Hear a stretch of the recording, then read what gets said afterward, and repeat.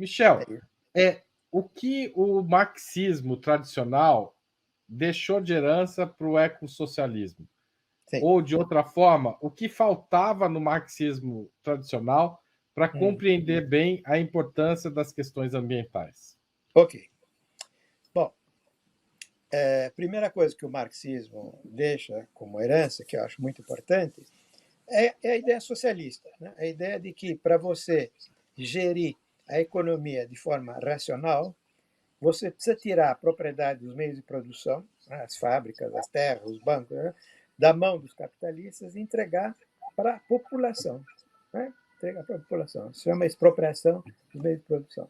E a segunda coisa é não deixar que o mercado supostamente resolva, né, o que vai ser produzido, mas organizar uma planificação democrática na qual quem vai decidir o que se produz e o que se consome é a própria população.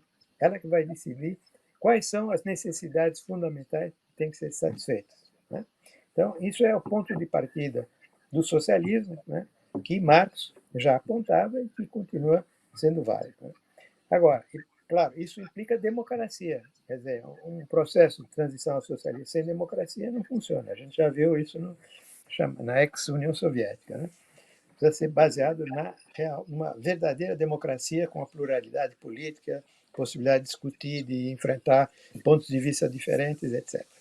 Bom, agora, Marx já tinha a intuição de que o capitalismo é contraditório com a preservação do meio ambiente. Em alguns pontos, sobretudo a questão da terra, a destruição da fertilidade da terra, a questão das florestas, né? Em alguns pontos, Marx e Engels também, né, se dão conta, né, de que a lógica do capitalismo está em conflito com a natureza. E também eles tinham a ideia de que o socialismo ia estabelecer um novo tipo de relação com a natureza. Né? Ia superar o que eles chamam a ruptura do metabolismo entre as sociedades humanas e a natureza que resulta do capitalismo. Né? Essas ideias estão presentes em Marx.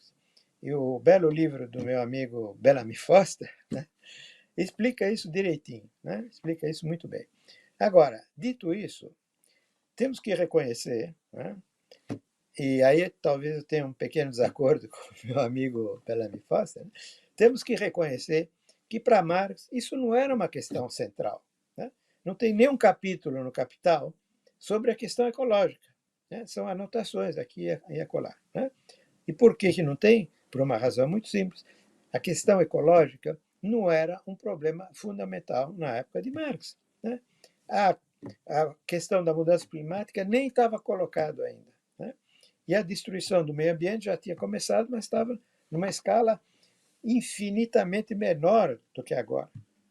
Então, é compreensível que para Marx e Engels isso não era uma questão central, né, na análise do capitalismo. Mas, né, como eu disse, eles já tinham essas intuições. Então, para nós, ecossocialistas, nós temos que aproveitar essas intuições de Marx e de Engels, mas temos que ir além. Né? Quer dizer, o marxismo não é um sistema de pensamento acabado com a morte de Marx, né? Ou de Engels. Né? É um pensamento vivo em constante movimento, né? Como era na época de Marx. Marx, as ideias dele em 1844 não eram as mesmas que em 1864 e assim por diante. Né? Então, o pensamento de Marx também era um pensamento em movimento. E depois da morte de Marx apareceram problemas novos, como o imperialismo, o fascismo, enfim, por aí, né? Que não eram da época dele. Né? Então, o marxismo é um pensamento em movimento. Então, o marxismo no século XXI tem que tomar a questão ecológica como uma questão econômica, social, política e moral central. Não é um detalhe entre outros, não. Tem que estar no centro da reflexão marxista no século XXI. Né? Então, isso muda. Né? Isso muda em relação ao que era em Marx, porque a época mudou. Né? Não é culpa de Marx e Engels, a época mudou. Então, os marxistas no século XXI têm que colocar a questão ecológica no centro de sua análise do que é o capitalismo, Quer dizer, o capitalismo não é só exploração, desigualdade social, tá? Ele é também destruição do meio ambiente, portanto, as condições de vida nesse planeta. E o socialismo não é só uma mudança das relações de produção, das formas de propriedade, é uma mudança de tudo, né? Do aparelho produtivo. O aparelho produtivo capitalista não serve para o socialismo, para o ecossocialismo, né? Mudar o modo de transporte, né, das pessoas, das mercadorias, o urbanismo, e, sobretudo, o estilo de vida, o modo de vida. Né? O tal American Way of Life não dá, né? É insustentável. Né?